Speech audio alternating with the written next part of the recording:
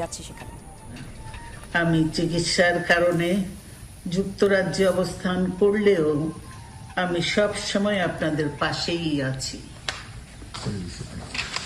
দীর্ঘ 15 বছর গণতন্ত্রের জন্য, আমার মুক্তির জন্য আপনারা যে নিরন্তর সংগ্রাম করেছেন এবং আমাদের অসংখ্য সহকর্মী প্রাণ দিয়েছেন, জুলুম নির্যাতনের শিকার হয়েছেন এবং প্রায় 1.25 লক্ষ মিথ্যা মামলায় জর্জরিত হয়েছে, এখন আদালতের বারান্দায় ন্যায় বিচারের জন্য ঘুরে বেড়াচ্ছেন।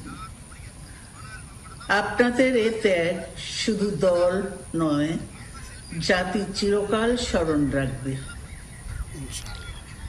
দেশ আজ এক সংকটময় সময়ে অতিক্রম করছে। আপনাদের